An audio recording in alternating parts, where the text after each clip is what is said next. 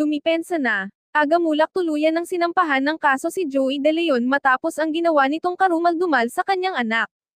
Ngayong araw nga lang July 5, 2025, naging laman ng usapin ang di umano'y puwersahang pagpa-file ng kaso ng aktor na si Agamulak matapos makarating sa kanya ang bali-balitang kumakalat na viral video ng kanyang anak na si Atasha Mulak at ka-co-host nito sa Eat Bulaga na si Joey De Leon.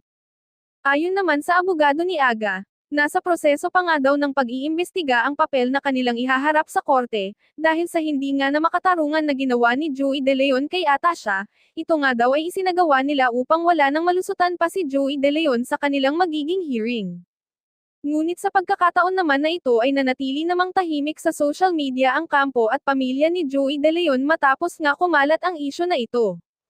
Maaring sa punto nga daw na ito ay guilty si Joey De Leon sa kanyang pinaggagawa kay Atasha, dahil kilala naman ng sambayanan na iba talaga kumilos si Joey na siyang nakakabastos na sa paningin ng iba dahil sa pagiging lapit nito sa mga babae, kaya sa huli nga ay wala na siyang nagawa kundi sumuko at hindi na nga niya naipaglaban pa ang kanyang sarili dahil sa kanyang konsensya.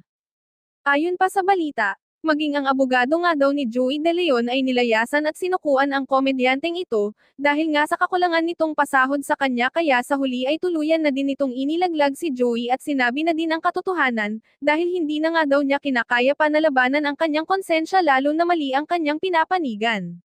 Subalit sa kabila naman nito ay nakarating nga din ang balitang ito sa ina ni Atasha na si Charlene Gonzalez, kaya nang mabalitaan at mapanood niya ang viral video ay hindi niya naisikmura ang ginawang ito ni Joey, dahil malaki nga daw ang kanilang respeto at pagtitiwala niya kay Joey na ingatan at bantayan ang kanyang anak, ngunit sa huli ay tinrader siya nito at sinira ang kanyang tiwala.